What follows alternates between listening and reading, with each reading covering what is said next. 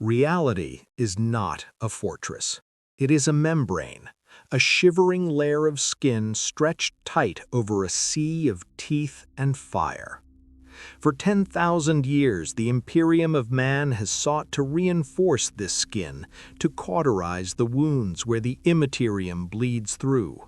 We call it duty. The galaxy calls it survival.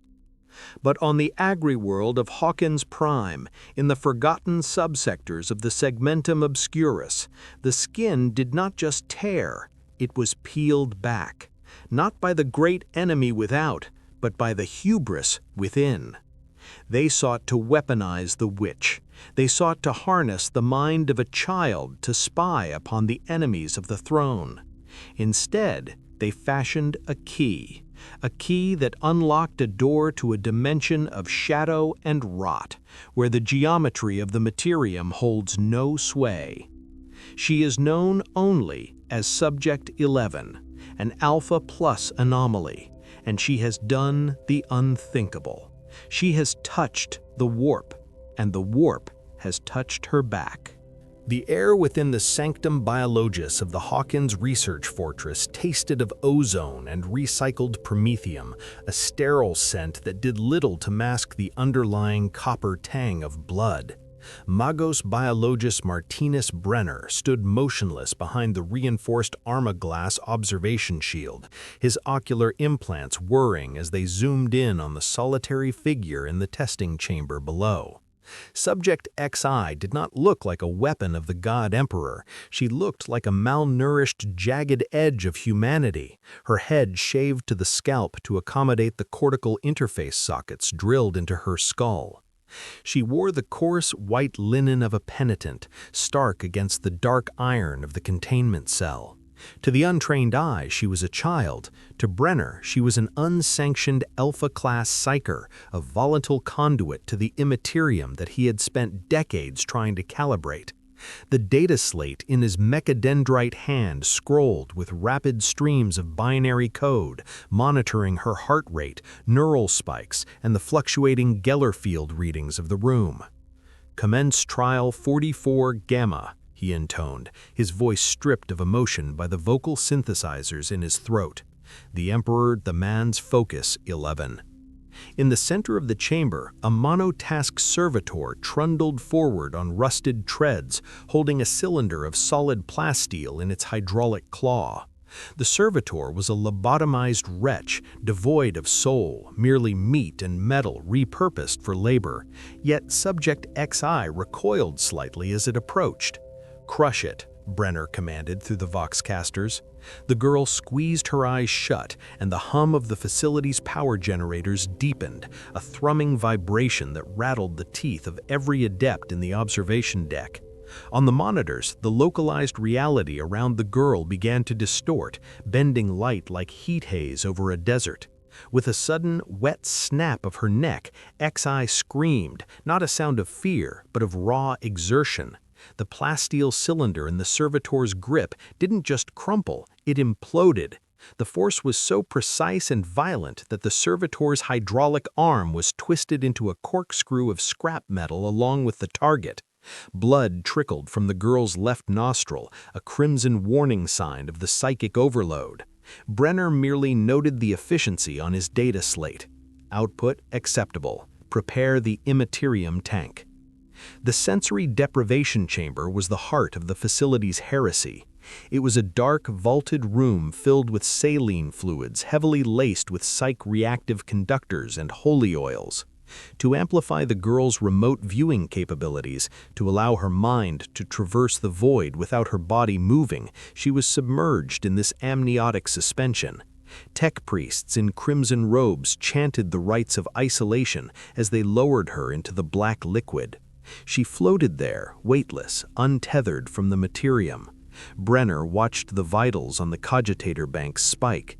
They were not asking her to move objects now. They were asking her to listen to the whispers in the dark, to spy upon the enemies of the Imperium across the subsector. Her mind was projected outwards, a ghost in the machine, drifting through the currents of the warp. The water in the tank remained still, but the air in the room grew freezing cold, frost creeping across the brass pipes and monitors.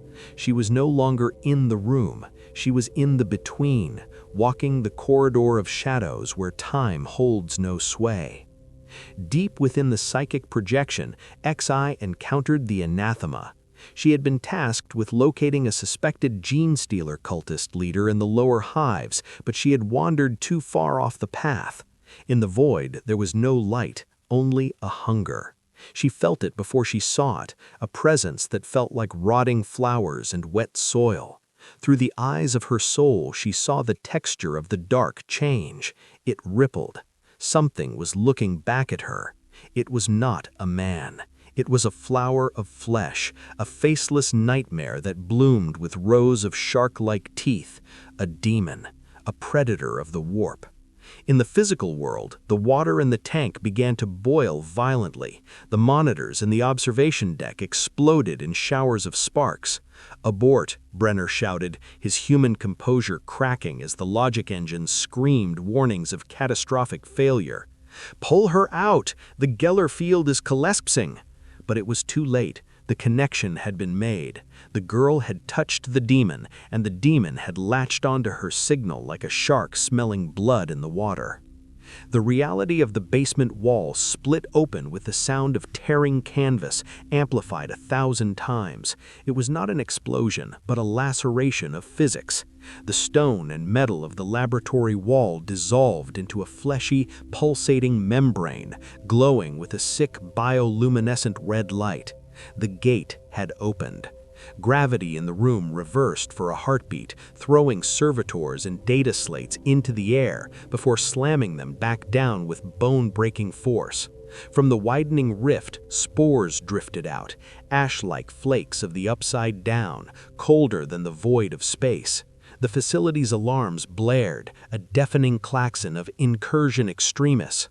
Amid the smoke and the screaming of dying tech priests, Subject XI scrambled out of the tank, coughing up fluid, her hospital gown clinging to her shivering frame. She did not look back at Brenner. She did not look at the horror stretching its limbs through the portal. She ran. She ran through the broken blast doors into the labyrinth of the facility's drainage pipes, escaping into the rainy, smog-choked night of Hawkins Prime, leaving the door to hell wide open behind her. The cycle path winding along the perimeter of the Mirkwood hydroprocessing plant was a desolate vein of cracked concrete, illuminated only by the dying orange glow of sodium vapor lamps. Willius Byers, a low-level manufactorum scribe, pedaled his rusted mechanical cycle through the dense chemical fog that perpetually blanketed the agri-sector. It was the witching hour, that dead time between the third and fourth work shifts when the silence of the hive was heavy enough to crush a man's spirit. Willius shivered, clutching his canvas satchel tight. The lumens on his handlebars began to flicker, not the rhythmic strobe of a failing battery, but an erratic, desperate pulsing, as if the machine spirit within the device was shivering in fear. Ahead, the shadows stretched unnaturally across the road. They did not behave as shadows should. They detached themselves from the trees, pooling into a gaunt, elongated silhouette that blocked his path. Willius slammed the brakes, skidding on the oily slick. The thing in the fog hissed, a sound like wet leather tearing, and Willius felt the temperature drop 40 degrees in a heartbeat. He abandoned his machine and ran. He scrambled over the chain-link fence of his family's hab unit, his breath tearing at his throat like broken glass. The creature was not running, it was flowing behind him, a dark smear in reality that moved with terrifying, jagged speed. Willius burst into the storage shed at the rear of the hab block, slamming the heavy iron door and fumbling to load a primitive stub revolver he had stolen from a ganger. He huddled in the corner, weapon trembling in his hands. The single luminator globe hanging from the ceiling flared with a blinding magnesium-white intensity. Pop. Darkness. Then the wall behind him did not break, it dissolved. The rigid plasteel and corrugated iron softened into a wet, pulsating membrane of gray flesh and webbing. He turned, screaming, as long, spindly fingers, cold as the void, wrapped around his face. The world flipped. The shed was still there, but it was rotting, covered in drifting ash. Willius was no longer in Hawkins Prime. He was in the Upside Down. Chief Arbites Enforcer Jim Hopper woke to the sound of rain hammering against the reinforced glass of his precinct office. He groaned, rubbing a hand over the cybernetic interface port on his temple, a legacy of his service in the Imperial Guard before he was demoted to this backwater rock. The Voxcaster on his desk crackled to life, the red rune blinking urgently. "Chief?" The desk sergeant's voice was distorted by static. "We have a code magenta in Sector 4, a missing citizen. The mother is hysterical, claims the machine spirits are screaming at her." Hopper lit a fresh glow stick, the flame illuminating the scars on his face. "Missing usually just means run off to the underhive or conscripted, Sergeant. Take a statement." The static hissed back, sharper this time. "It's the Byers boy, Chief. Joyce Byers. She says something took him. Not a man, something else." Hopper stood in the rain at the edge of the Mirkwood perimeter, the downpour slicking his heavy carapace armor. His Magna flashlight cut a solid beam through the gloom, illuminating the abandoned mechanical cycle lying on its side. The wheels were still spinning lazily. It looked like a standard accident, a skid on the wet pavement, until Hopper knelt closer. He activated the Auspex scanner on his wrist, but the device whined in protest, the display showing nonsensical rune patterns. "Throne," he muttered. He reached out a gloved hand to touch the ground near the cycle. The mud was coated in a strange viscous residue, a thick translucent slime that glowed with a faint sickly bioluminescence. It didn't smell like oil or promethium, it smelled like ozone and sulfur. He rubbed the slime between his fingers, and it sizzled, eating slightly into the leather of his glove. This wasn't a kidnapping, this was predation. He looked into the dark woods, feeling the hairs on his neck stand up. The veil here was thin, too thin. Deep within the forest, miles away from Hopper's investigation, 3 young laborers, Mike, Dustin, and Lucas, pushed through the underbrush. They were unauthorized, searching for their friend Willius in defiance of the curfew. The rain plastered their hair to their skulls, and their primitive lumen torches danced wildly over the wet trees. "We should go back," Dustin hissed, clutching his cogitator unit. "The Arbites will servitorize us if they find us out here." Suddenly, Mike stopped, holding up a hand. A twig snapped. A figure emerged from the darkness. Not Willius. It was a girl. She stood barefoot in the freezing mud, wearing a soaked, oversized t-shirt emblazoned with the logo of a defunct nutrient paste brand. Her skin was pale as death, her hair shaved to the stubble of a penal legionnaire. She stared at them with wide, terrified eyes, shivering violently. On her wrist, stark against the pale skin, was a tattoo, 011. The boys lowered their lights, stunned into silence, unaware that they were looking at the most dangerous weapon on the planet. Joyce Boyers was unraveling. To the neighbors of the Hab Block Gamma, she was a woman consumed by grief, a mother broken by the loss of her son. But inside the cramped metallic confines of her living quarters, Joyce was fighting a war against silence. She had stripped the shelves of the local administratum supply depot, purchasing every portable lumen globe and industrial warning light she could carry. She strung them up in chaotic webs across the peeling gray plasteel of her walls, turning her home into a shrine of electric madness. The local tech priest had warned her that overloading the Hab's power grid was a violation of the Omniscience protocols, but Joyce didn't care. She knew the truth. The machine spirits were not just glitching, they were reacting. Every time the lights flickered, she felt the temperature drop, felt the hair on her arms stand up as if charged by static. "I know you're here, Willius," she whispered, clutching a tangled knot of wires. The air in the room grew heavy, tasting of copper and ozone, and one by one, the lights began to pulse in a rhythmic, impossible heartbeat. The communication required a lexicon. Joyce grabbed a pot of black paint, usually used for stenciling cargo crates, and began to smear crude, jagged letters across the living room wall. A through Z, an alphabet of desperation painted over the fading floral wallpaper. Above each letter she hung a specific lumen bulb. It was a primitive seance, a techno-heresy that would have seen her burned by the ecclesiarchy. She sat back, her hands stained with black pigment, and waited. "Where are you?" she screamed at the wall. The lights buzzed. Then, slowly, with agonizing deliberation, the bulb above the letter R flared white-hot, then I, then G, H, T, H, E, R. The message seared into her retinas.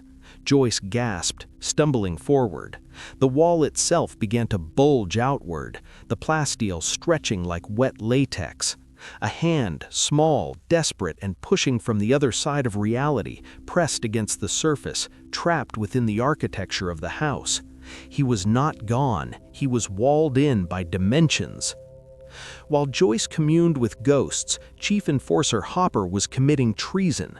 He had driven his runner to the perimeter of the Hawkins National Laboratory, the massive fortress-like structure that dominated the eastern skyline.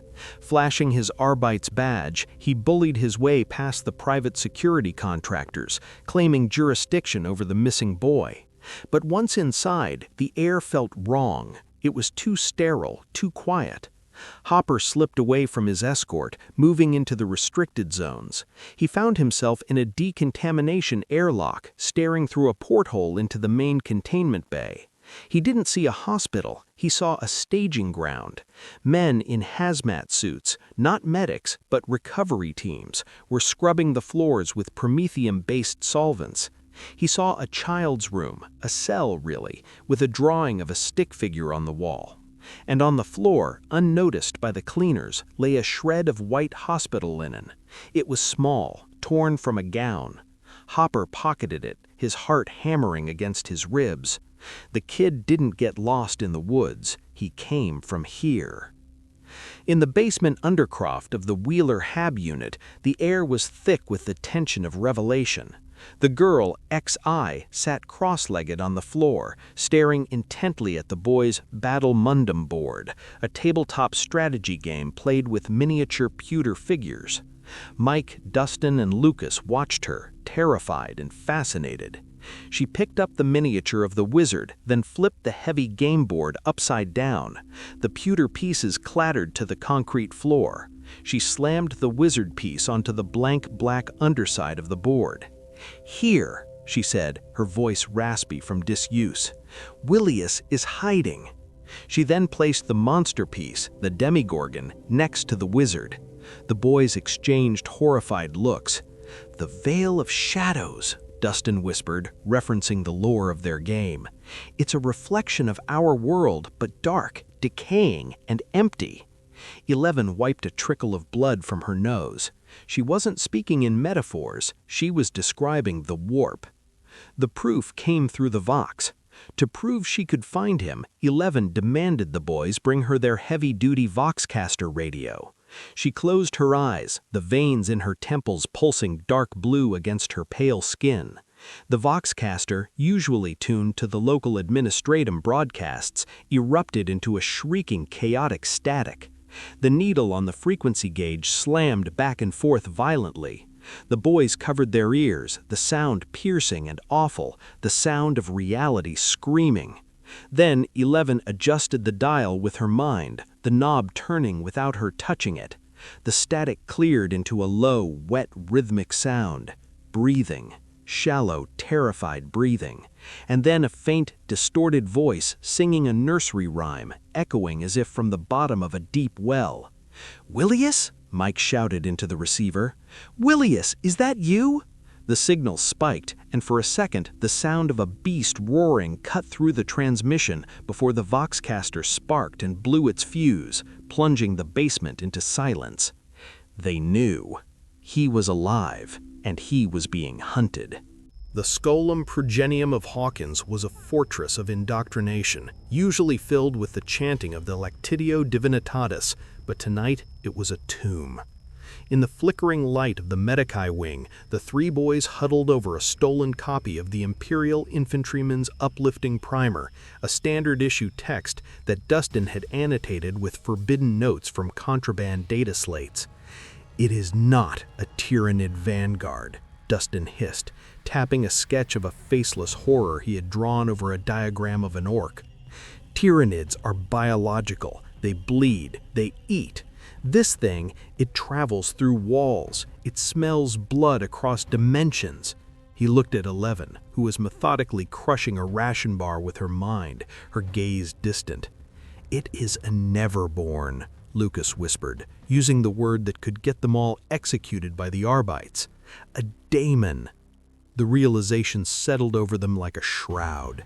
They were not hunting an animal. They were being hunted by a manifestation of the Empyrean, drawn to the Immaterium by the psychic wound 11 had opened. The enemy was not biology, it was heresy made flesh. The atmosphere within the scolum shifted abruptly. The temperature plummeted, turning the breath of the boys into plumes of white mist. The lumen strips overhead began to surge and die, popping one by one down the long tiled corridor outside. It was the sign. "It's here," 11 whispered. She stood up, her small frame trembling, not from fear, but from the proximity of the warp. The scent hit them first, a cloying, nauseating stench of ozone, sulfur, and rotting meat. It was the smell of a Geller field failure. They backed away from the heavy blast doors of the Medici Bay. They had tried to lure it, believing they could trap it like a feral grox, but the hubris of their plan was now terrifyingly clear. You do not trap a daemon, you only offer it a meal. The silence of the school was replaced by a wet, slithering sound, like wet leather being dragged over concrete, coming from the walls themselves. The invasion did not come through the door. The solid ferrocrete wall of the classroom began to blister. The paint peeled back like burnt skin, revealing a pulsing gray membrane underneath. With a sound like tearing canvas, the barrier between realities ruptured. A hand, long, gray, and slick with dimensional slime, punched through the masonry. Then another. The creature pulled itself into the room, unfolding to its full, terrifying height. It had no face, only a petal-like maw that bloomed open to reveal rows of needle teeth dripping with caustic saliva. It was a mockery of the human form, elongated and skeletal, a nightmare sculpted by the ruinous powers. The air around it shimmered, reality struggling to accommodate its presence. It roared, a sound that was not a vocalization, but a psychic scream that made the boys' ears bleed. The beast of Hawkins had arrived. Lucas, driven by the desperate courage of the ignorant, raised his wrist-mounted slingshot, a modified industrial tool loaded with a capsule of volatile promethium. "Eat this, you warp spawn!" he screamed, loosing the projectile. The capsule struck the creature's chest and detonated with a flash of chemical fire. The beast shrieked, flailing its long limbs, but the fire did not burn it. The creature seemed to absorb the heat, its flesh knitting together as quickly as it charred. It lunged, smashing a heavy slate desk into splinters with a backhand swipe. The boys scrambled back, terrified, realizing their primitive weapons were useless against an entity that defied physics. The creature turned its flower head towards them, sensing their fear, savoring it like fine wine. It prepared to strike, to drag them back into the rot of the Upside Down, its claws extending for the kill. "No!" The scream tore from 11's throat, amplified by the raw power of her mind. She stepped between the boys and the daemon, her hand thrust forward. The air between them compressed violently. The creature halted, suspended in mid-lunge by an invisible, crushing grip. 11's eyes were wide, capillaries bursting, blood streaming freely from both nostrils now, staining her hospital gown. She wasn't just pushing the creature, she was unmaking it. She was forcing the laws of the Immaterium back onto a creature of the warp. The daemon roared in agony as its bones began to snap under the psychic pressure. The wall behind it buckled. With a final earth-shattering scream of effort, 11 thrust her hand forward, and the creature was disintegrated, blasted back into its own dimension in a cloud of ash and black particulate. The force of the expulsion shattered every window in the scolum. Silence returned, heavy and ringing. Then 11's knees gave way, and she collapsed to the floor, her life sign flickering like a dying candle.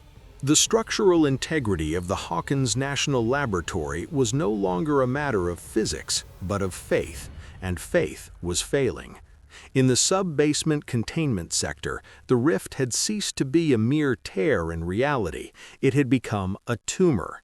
The pulsating fleshy membrane now dominated the entire west wall of the energy chamber, a throbbing sore of the Immaterium that leaked a constant freezing mist of warp spores. Inquisitor Martinus Brenner stood on the gantry above, his face illuminated by the strobing red emergency lumens that signaled Incursion level vermilion. The air was thick with the taste of copper and the psychic static that made his teeth ache. Tech priests scurried like panicked insects, their mechadendrites flailing as they attempted to consecrate the blast doors with sacred unguents, but the corruption was spreading too fast. Vines of gray necrotic tissue crept along the floor, dissolving the plasteel plating and choking the ventilation shafts. The Gellerfield generators were redlining, their machine spirits screaming in binary agony as they fought to keep the facility from being dragged bodily into the Empyrean. "Deploy the vanguard," Brenner commanded, his voice cutting through the klaxons. Below, a phalanx of Skitarii vanguard, radiation-soaked holy warriors of the Adeptus Mechanicus, marched into the contaminated zone. They were more metal than flesh, their faces hidden behind brass rebreather masks, wielding radium carbines that hummed with lethal energy. They moved with the synchronized precision of a single organism, forming a firing line before the heaving mouth of the rift. But the enemy they faced knew no fear of radiation. From the swirling mist of the Upside Down, shadows detached themselves, not the solitary beast the children had fought, but a pack. The demon dogs, smaller quadrupedal horrors with jaws that split like blooming flowers, surged from the fog. The Skitarii opened fire, their carbines bathing the room in sickly green light, but for every demon beast they felled, 2 more scrambled over the corpses. It was a slaughter. The Skitarii were torn apart, their bionic limbs severed, their oil mixing with the black ichor of the warp. Brenner watched the massacre on his data slate, his expression unmoving, but his mind raced with cold calculation. The feed from a dying Skitarii's ocular implant showed something far worse than the beasts. Looming behind the rift, visible only for a fleeting second in the chaotic lightning of the warp, was a silhouette of titanic proportions. It was a towering arachnid shape, a cloud of sentient smoke and malice that dwarfed the laboratory complex, the Mind Flayer. Brenner realized with a jolt of true terror that this was no random demonic incursion. This was a calculated invasion led by a malefic lord of the warp. It was an intelligence that sought not just to feed, but to conquer. It was testing the defenses of Terra's domain. The gate is not just open, it is being held open from the other side. We cannot close it with technology. We need the key. The priorities of the mission shifted instantly from containment to acquisition. The Inquisitor keyed his Vox link to the wider grid, authorizing the deployment of his personal retinue of stormtroopers, the bad men of the Hawkins populace's nightmares. Subject 11 is the only asset capable of sealing this breach. She is to be recovered at all costs. Collateral damage is authorized. Burn the town if you must. Outside, in the rain-slicked parking lot of the facility, the heavy engines of Tarok's armored carriers roared to life. Heavily armored squads, equipped with hellguns and gravchutes, boarded the vehicles. They were not police, they were the fist of the Inquisition, and they were rolling out to hunt a child. The masquerade of the energy department was over. Hawkins Prime was now a war zone. Deep within the toxic geography of the Upside Down, a different recovery team, Arbites Hopper and the frantic mother, Joyce, stumbled through the ash-covered mirror of their town. They found Willius not in a prison, but in a nest. He was entangled in a web of slime within the ruins of the public library, a tendril of the alien vine snaking down his throat, pumping him full of the Upside Down's atmosphere. When they cut him free and dragged him back through the slimy membrane of the gate, he gasped for air, his skin gray and clammy. The medics on the clean side swarmed him, but as Willius lay on the gurney, shivering, he coughed violently. He did not expel blood, he expelled a slug-like larva, black and glistening, which skittered across the sterile tile before slipping down a floor drain. Brenner saw it, but said nothing. The boy was back, but he was no longer empty. He was a vessel. The infection had breached containment, carried in the belly of the victim. Willius Byers sat on the edge of the Medicaid gurney, the sterile paper crinkling beneath his shifting weight. To the med-servitors and Inquisitor Brenner, he appeared to be a trauma victim recovering from hypothermia and oxygen deprivation. But Willius knew the truth. He was no longer just a boy, he was a receiver. The cold he felt was not thermal, it was the chill of the void. When he closed his eyes, the sterile white room vanished, replaced by a storm of red lightning and ash. He could feel it, the shadow and the warp, the malefic lord that ruled the Upside Down. It did not speak in words, but in impulses, a hunger, a direction, a command. It was threading itself through his nervous system, replacing his fear with a cold alien logic. He felt a phantom sensation in limbs he didn't possess, hundreds of limbs, skittering in the dark. "I can see," Willius whispered, his voice trembling not with his own fear, but with the vibration of the hive mind. "I can see everything."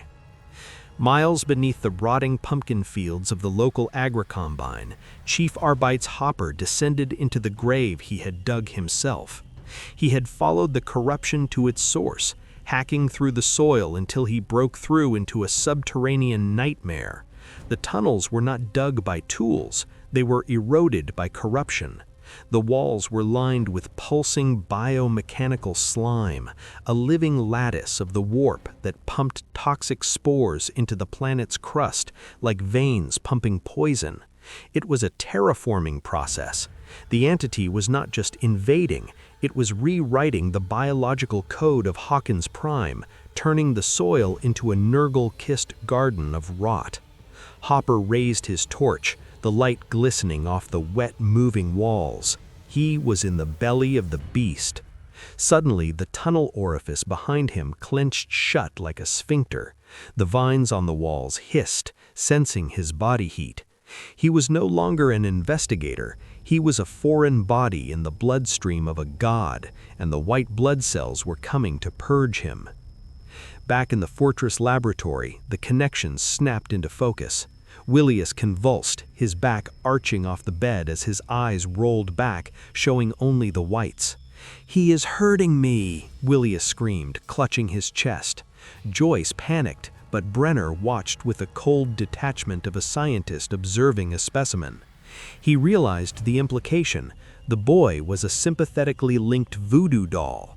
Whatever happened to the warp growth in the tunnels was felt by the host. Brenner saw an opportunity. He deployed a squad of inquisitorial stormtroopers equipped with heavy flamer units into the tunnel network. "Burn it out," Brenner ordered over the Vox. "Purge the corruption with holy fire." He didn't care about the boy's pain. He only cared about the reaction of the organism. He needed to test the limits of the connection. The tunnels turned into an inferno.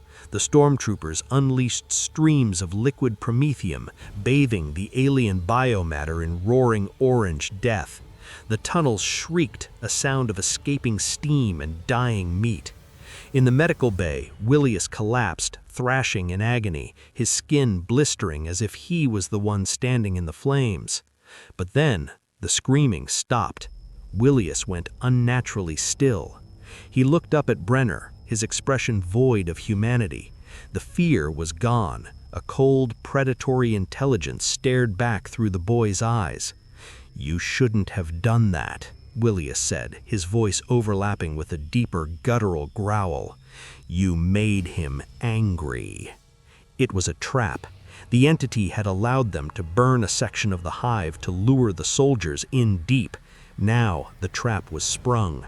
On the tactical aspect screens in the command center, the motion trackers lit up with a solid wall of red contacts. "Movement!" the sensor officer shouted, voice cracking. "Multiple contacts! They're coming out of the walls!" In the tunnels, the smoke cleared to reveal not empty ash, but a horde. The demo dogs, the hounds of the warp, dropped from the ceiling and burst from the soil, bypassing the flames. They tore into the stormtroopers with the ferocity of Khorne's own Daemons. The screams of the soldiers were cut short by the wet tearing of ceramite and flesh. But they didn't stop there. The horde turned and surged towards the elevator shaft. They were heading up, towards the lab, towards the spy who had guided them. Brenner realized too late that he wasn't the chess master. He was a pawn. The fortress was compromised. The slaughter had begun. High in the orbit of Hawkins Prime, the void shield generators of the Grey Knight strike cruiser, Sword of Silence, hummed with a low, lethal vibration. Brother Captain Arvin Stern stood on the strategy deck, his Terminator armor a hulking sarcophagus of silver ceramite inscribed with the litanies of warding. The sensors of the ship were not reading thermal signatures or vox chatter, they were reading the screaming agony of reality itself. The psychic beacon emanating from the planet below was blinding, a raw, festering wound in the Immaterium that tasted of Tzeentchian intrigue and Nurgle's rot. "The incursion is absolute," the ship's epistolary intoned, his eyes glowing with ethereal blue flame. "A gate has been opened. The local Arbites and this radical Inquisitor Brenner have failed." Stern did not hesitate. He did not ask for permission from the planetary governor. The Grey Knights answered only to the Golden Throne. "Prepare the teleportarium," Stern commanded, his voice grinding like tectonic plates. "We descend. Suffer not the daemon to live. Suffer not the witness to speak." Inside the Hawkins National Laboratory, the evacuation had turned into an abattoir. The alarms had ceased, replaced by the wet tearing of flesh and the screams of the dying. Then the air in the main atrium ionized. With a crack of displaced thunder that shattered the reinforced glass of the reception booth, reality folded. 5 giants materialized from wreaths of blue lightning. They stood 8 feet tall, clad in Aegis silver Terminator armor, their storm bolters leveled before the teleportation mist had even cleared. They were the Emperor's angels of death, but there was no mercy in their arrival. A pack of demo dogs surged forward, snarling, but the Grey Knights opened fire.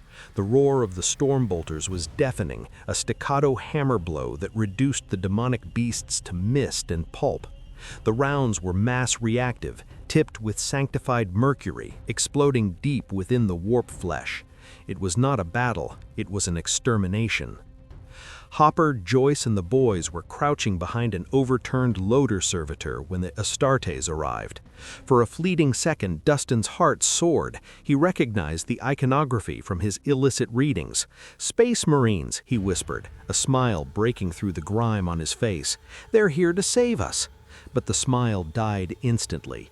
A fleeing scientist ran towards the silver giants, arms waving, begging for extraction. The lead Terminator did not break stride. He backhanded the man with a power fist, turning the scientist into a red smear across the polished floor tiles.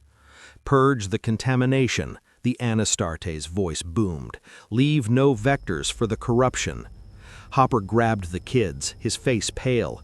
"They aren't here for rescue," he hissed, dragging them toward the maintenance chutes. "They're here to sanitize the site. We are just germs to them. Move!" In the sublevels, Martinus Brenner was witnessing the death of his life's work. The demo dogs had overrun the perimeter defenses, and the rift was pulsing with a chaotic rhythm, widening with every heartbeat. Brenner stood his ground, firing a last pistol with futile precision at the encroaching shadows. He saw the flash of teleportation above, saw the Grey Knights descending the gantries, their nemesis force halberds crackling with psychic energy. "I am an Inquisitor of the Ordo Hereticus," Brenner screamed, flashing his rosette. "Assist me, we must contain the subject." The Grey Knights ignored him entirely. To them he was a radical, a fool who had played with fire and burned the house down. A demo dog lunged from the darkness, pinning Brenner to the ground. As the beast tore into his throat, Brenner looked up to see the Grey Knights marching past him, indifferent to his death, focused solely on the closing of the rift. He died realizing he was nothing but a rounding error in the calculus of the Imperium. The escape was a blur of noise and terror. The group burst out of the facility's rear drainage pipe, tumbling into the mud of the perimeter woods. Behind them, the laboratory was being dismantled. The Grey Knights were unleashing psychic holocaust, their combined powers tearing the physical structure of the building apart to get to the root of the corruption. Explosions rocked the foundation, sending plumes of fire into the night sky. 11 looked back, her face pale, sensing the sheer, overwhelming power of the minds inside that building. These were not like her.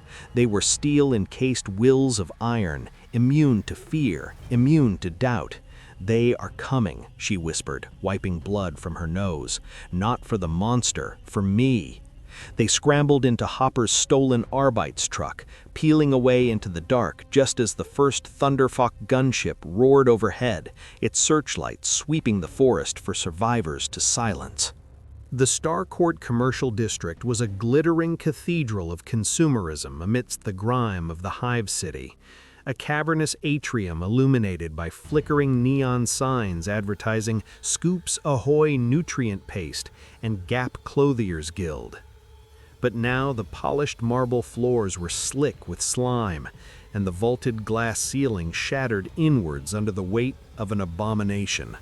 The Mind Flare had fully manifested in the Immaterium, but not as a shadow. It had built itself a body. It was a 30-foot atrocity of fused bone, weeping muscle, and the melted remains of the possessed citizens of Hawkins. It looked like a spider made of raw meat, its limbs ending in jagged spurs of calcium that pulverized the floor tiles with every step. The survivors, Hopper, Joyce, the children, and Subject 11, cowered behind the wreckage of a central fountain. The air reeked of ozone and the copper scent of a slaughterhouse. 11 clutched her head, her psychic senses screaming. To her, the monster was a blinding sun of malice, a distinct point where the laws of physics had simply surrendered to the hunger of the warp. The main blast doors of the atrium exploded inward, reduced to shrapnel by a concentrated volley of bolter fire. The Grey Knights had tracked the psychic residents to this location. Brother Captain Stern led the charge, his storm bolter roaring a litany of destruction. The explosive rounds slammed into the wet, heaving flesh of the construct, detonating deep within its biomass. Chunks of necrotic meat rained down, but the creature did not fall. It roared, a sound of 1,000 screaming voices layered over one another, and the wound knitted itself shut in seconds, the warp sorcery accelerating its regeneration. The construct lunged, sweeping a massive, gore-slicked limb across the promenade. It struck a Terminator, the impact ringing like a church bell. The Grey Knight, weighing tons in his tactical dreadnought armor, was swatted aside like a toy soldier, smashing through a store display of expensive synthetic silks. The Emperor's angels were not facing a beast, they were wrestling a localized hurricane of corruption. The battle turned the atrium into a grinder. The Grey Knights switched to their nemesis force halberds, weapons wreathed in disruptive energy fields capable of cutting through tank armor. They hacked at the creature's legs, severing limbs that immediately sprouted back in bursts of twisting cartilage. The construct retaliated with a vomit of acidic bile, spraying the area where the survivors hid. Hopper tackled the children, shielding them with his own carapace armor as the acid hissed against the stone, eating inches deep into the floor. From their vantage point, the children watched with wide, terrified eyes. They had thought the Space Marines were invincible, gods. To see them struggling, their armor dented and their holy ward straining against the creature's psychic might, shattered the last of their innocence. The monster was absorbing the ambient warp energy of the rift, growing larger, denser, and more hateful by the second. It raised two massive limbs, preparing to crush the fallen Captain Stern. Subject 11 stood up. She did not scream, she did not run. She walked out from behind the fountain, her small boots crunching on the glass. The air around her began to distort, the neon lights of the mall bending toward her as if she were a gravity well. She extended both hands, palms facing the descending limbs of the flesh construct. The impact was silent at first, a sphere of pure telekinetic force colliding with the mass of the Daemon engine. Then the shockwave hit. The glass storefronts for 100 meters blew out instantly. The construct's limbs were halted in mid-air, held back by an invisible shield. 11's nose began to bleed profusely, the red trickles joining at her chin, dripping on her white shirt. She gritted her teeth, her head shaking with the effort of holding back a creature that weighed as much as a battle tank. "Get back," she strained, her voice echoing strangely, layered with psychic feedback. She wasn't speaking to the monster, she was commanding the Grey Knights. For a moment, the battlefield froze. The Grey Knights, sensing the immense surge of Alpha-level psychic power, held their fire. They saw the girl, this unsanctioned witch, holding the beast at bay. With a final agonizing scream, 11 twisted her hands. A sickening crack echoed through the starcourt. She didn't push the monster away, she severed one of its primary limbs, ripping the meat from the bone with her mind. The construct shrieked, reeling back, black ichor spraying across the neon signs. But the effort broke her. 11 collapsed, her vision graying out, the feedback loop of the warp sending a spike of pain through her brain that felt like a hot nail. The monster, wounded but furious, reoriented itself. It ignored the Space Marines now. It stared directly at her. It knew who the real threat was. It knew who had the power to close the door, and it prepared to consume her whole. The floor of the Starcourt atrium was a mosaic of shattered glass and blood. Subject XI lay amidst the debris, her chest heaving, the white noise of the warp screaming in her ears like 1,000 dying stars. Above her, the flesh construct loomed, blotting out the flickering emergency lights. It did not strike immediately. It savored the moment, the massive accumulation of biomass quivering with the anticipation of consuming the only threat to its existence. The Grey Knights were regrouping, their storm bolters clicking empty, their Terminator armor rent and sparking from the battle. Brother Captain Stern roared a command to affix bayonets, preparing to charge the beast in a final suicidal display of Astarte's defiance, but they were too far away. The physics of the moment were absolute. The monster would strike before the angels could intervene. XI looked up, seeing the rows of needle teeth opening, and realized that the telekinetic pushes she had used before were merely ripples on a pond. To stop this, she needed to become the storm. "Hey, over here, you ugly bastard!" The shout cut through the psychic din. Chief Arbites Hopper stood atop the second-level balcony, exposed and vulnerable. He had discarded his empty shotgun and held a scavenged frag grenade in each hand, the pins already pulled. He wasn't aiming at the monster's hide, he was aiming at its attention. He hurled the explosives, not for damage, but for distraction. The detonations bloomed against the creature's wet flank, scorching the meat. The creature shrieked, its primary head swiveling away from the girl and toward the gnat that dared to sting it. Hopper looked at Joyce, who was screaming his name from the cover of the fountain, and gave a small, grim nod, a final transmission of duty. "Run," he mouthed. Then the construct lashed out. A tentacle the size of a redwood trunk smashed into the balcony, the concrete crumbled into dust, and Hopper was swallowed by the collapsing structure and the writhing darkness of the beast's limbs. He did not scream. He vanished into the shadow, buying the Psyker the 3 seconds she needed to ascend. 11 closed her eyes, and the world fell away. She stopped fighting the current of the Immaterium. She opened the floodgates. She reached deep into the tear in her own soul, the wound that connected her to the Upside Down, and she grabbed the metaphysical edges of the rift. She began to pull. Gravity in the Starcourt atrium reversed. Debris, shards of glass, chunks of marble, the bodies of the fallen began to float upward, suspended in an amber field of psychic pressure. Her eyes snapped open, but the brown irises were gone, replaced by burning pools of ethereal white fire. She did not stand, she levitated, her hospital gown fluttering in a wind that blew from no physical source. The blood running from her nose and ears vaporized instantly into red steam. She was no longer a child. She was a living conduit of the Astronomicon, a miniature sun manifesting on the surface of Hawkins Prime.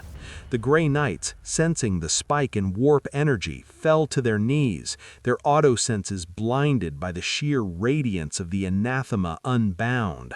The scream that tore from her throat was not human. It was a frequency of pure rejection. "Go!" She thrust both hands forward, and the psychic nova detonated. It was not an explosion of heat, but of banishment. A wave of blinding, pearlescent light expanded from her small frame, hitting the flesh construct with the force of an orbital lance strike. The monster did not burn, it unraveled. The molecular bonds holding the necrotic flesh together were stripped away by the psychic wind. The creature shrieked as it was atomized layer by layer, skin, muscle, bone, dissolving into black ash that was instantly blown backward into the void. The shockwave hit the walls of the mall, blowing out the remaining storefronts and stripping the paint from the steel girders.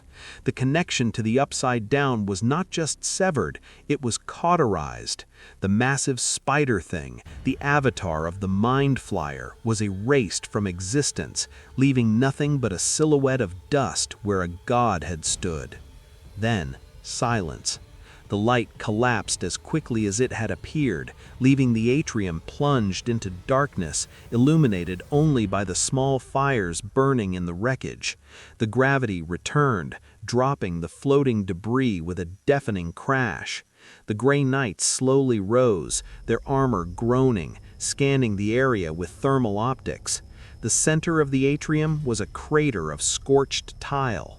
The monster was gone. Hopper was gone, buried under tons of rubble or taken by the void. And in the center of the scorch mark, there was nothing. No girl, no body, just a lingering trace of ozone and the faint fading echo of a heartbeat. Joyce Byers crawled out from behind the fountain, her face a mask of soot and tears, staring into the empty space where her savior and her friend had been. The threat was ended. The heresy was purged, but the cost was absolute. The silence that followed the psychic nova was heavier than the roar of battle.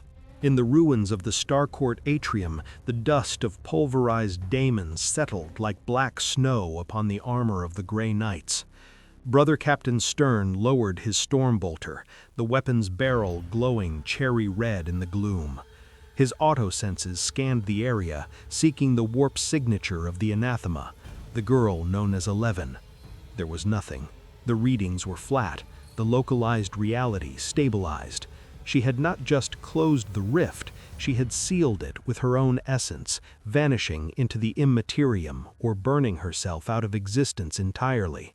The survivors, Joyce Byers, Willius, and the 3 other children, huddled together in the debris, trembling, covered in soot and the blood of the enemy. They looked up at the Astartes, not as saviors, but as executioners.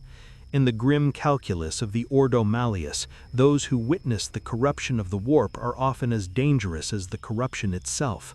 The standard protocol was clear: sterilization of the site, a mercy kill to prevent the spreading of the nightmare. Stern signaled his squad, the Terminators stepping forward, their shadows falling long and cold over the weeping families. "Halt," Stern commanded, his voice a low rumble through the Vox grill. He walked toward Willius Byers. The boy flinched, staring up into the skull-faced helm of the giant. The captain knelt, the servos of his armor whining under the tonnage, and placed a gauntlet on the boy's head.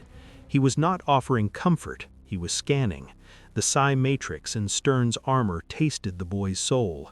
The taint of the Upside Down was there, a scar on the boy's psyche that would never fully heal, but the active connection was severed. The spy was blind. The vessel was empty.